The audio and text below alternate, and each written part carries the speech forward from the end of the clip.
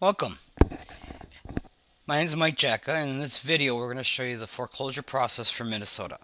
Now if you're watching this and you're in a different state, the foreclosure processes are going to be somewhat similar in most states. The terminology may be a little bit different and the time frames may be a little bit different, but the general concepts are going to be pretty much the same across the country. There's only a couple things you'll have to do a little bit more research on, and that's determine what type of foreclosure process you have. And actually in Minnesota, we have a couple different types of foreclosure processes. We have what's called a judicial sale by court order, and we also have a judicial sale by advertisement. Now, in your state, you may more than likely are going to have one or the other. You may not have both. Very few states have both of them. Minnesota is unique in the fact that we do have both. Now, the judicial sale by court order is basically where the lender files a lawsuit, and then the lender obtains a judgment for the amount that's due on the mortgage, and then the court orders the property to be sold at the sheriff's sale. And the lender in a judicial sale may get a deficiency judgment if the property is sold for less than what is actually owed. So an example, if the property was, the mortgage was 200 and the property was sold for 150 after the bank had gone through the foreclosure process and resold it on the open market, they took a $50,000 loss. The bank can go after the homeowners for that $50,000 loss because they can get a deficiency judgment against the previous owners for that $50,000. Now, in a non-judicial sale by advertisement only, there's no courts involved in this process. You're going to hire an attorney, and the lawyers are going to file a notice of default in the county where the property is located, and then the property has to be advertised in the local papers. This is going to be about 95% of the foreclosures in the state of Minnesota.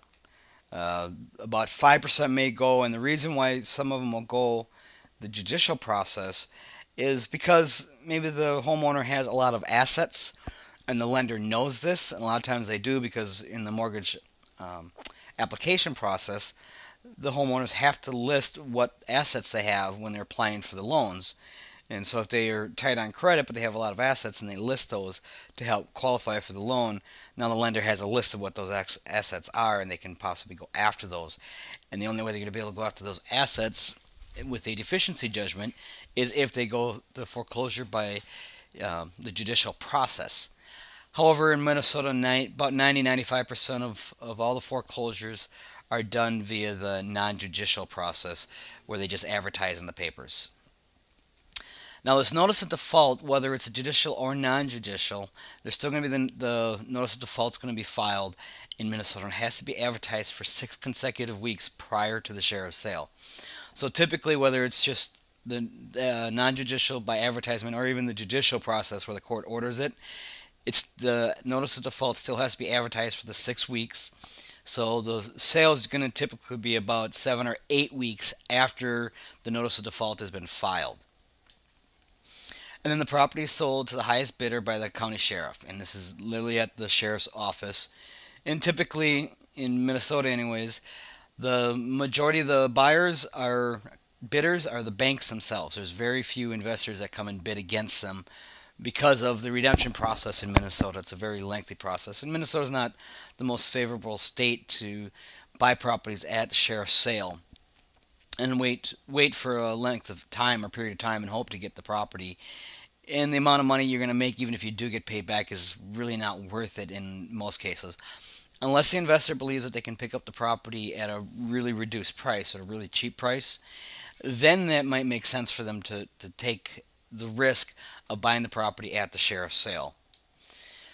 And the lender may not collect a deficiency judgment if the property is sold for less than was it owed. And in this example, if we use a $200,000 house that went through foreclosure, the bank got the property back and it sold for $150,000. Even though the bank took a loss of $50,000, the lender cannot go after the homeowner for a deficiency because they opted out of the judicial process and went for the non-judicial. So since they didn't go to court, they can't go back to the court and say, okay, Your Honor, now we want to get a judgment for what we lost. If they wanted that right, they had to go for the judicial process. So why would most mortgages be foreclosed on the non-judicial way in Minnesota? when the lenders have the option? And the answer is very simple. A lot of times they know that they're not going to be able to get anything from the homeowner, and the cost of the judicial process a lot of times makes it prohibitive. So the lenders have decided, most of them have decided, you know what, the cost of going through the judicial process is just not worth it. It will not offset their return that they'll get from the expediency of doing the non-judicial process and just being done and over with it. So it's basically a business decision whether they think they're going to make the money or not later on. If they don't, which most times they don't believe they're gonna, because the homeowner's going to foreclosure, there's generally other financial problems as well, and they're probably not going to have anything to go after. But if they believe the homeowner, or say an investor, is just walking away from the property because it was an investment gone bad, but they still have a lot of other assets, then you better believe that the lenders are going to go after that person and they're going to foreclose using the judicial process.